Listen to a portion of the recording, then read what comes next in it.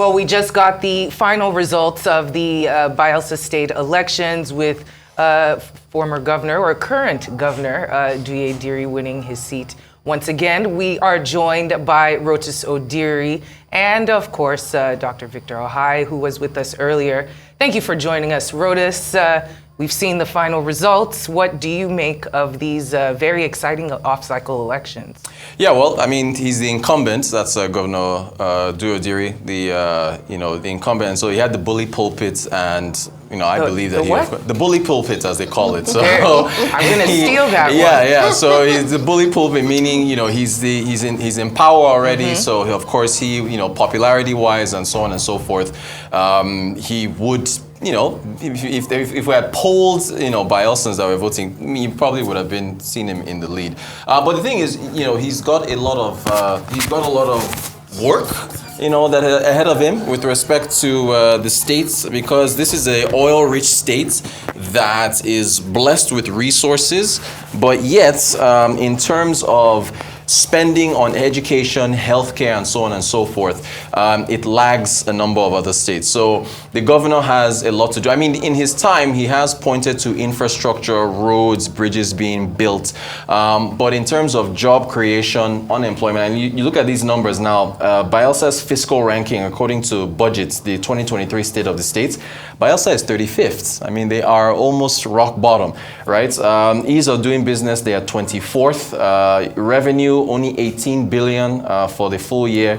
FAC allocation, 327 billion. What have you done with that money? The governor came on the morning show and said, hey, listen, is it fair to say that we're not generating our own revenue when you're taking FAC from oil producing states like us and distributing them around the rest of the country? So, in his, he's got the, he would say he has the mandate now. I would really hope that him and other governors would focus on these metrics, because you have to ask yourself, is the average Bayelsan getting the dividends, the economic dividends from your leadership? I mean, in terms of debt and healthcare spending, education, and so on and so forth, there's a lot of work to be done. So, we hope that he will, do what's necessary to improve the lives of the average folks out there. So, Rotus, you got any more interesting facts for us concerning? Yeah, it's lots of stats. I mean, these states are very interesting because a lot of folks like to focus on the federal, but these are the executive governors, the CEOs of these states. Okay, so this was debt. Now, we looked at the fiscal rank. Look at the debt. Bayelsa, again, just focus on the last row at the bottom.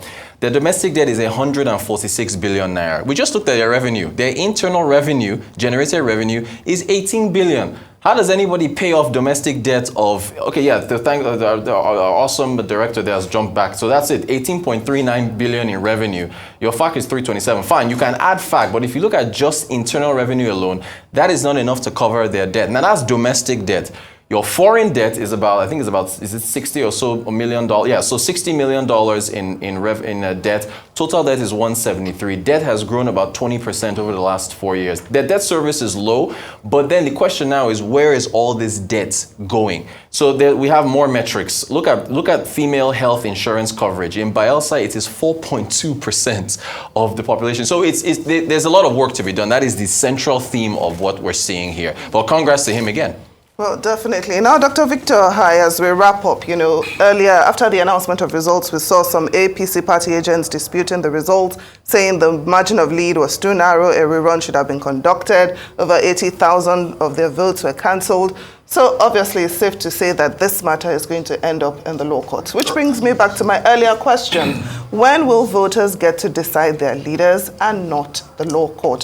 When will INEC actually give us free and fair elections? Very briefly. Yes. The courts are necessary. It's a part of the process.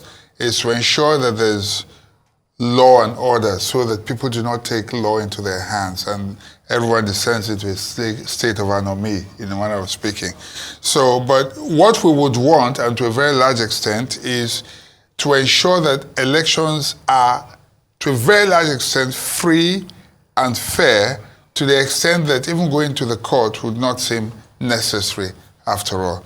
That seems a little far from now, from what I can see, unfortunately. Well, Dr. Victor Hai, it was great having this conversation with you. We continue to watch as this will surely end up in the court system, and we will be reporting on it. We leave you now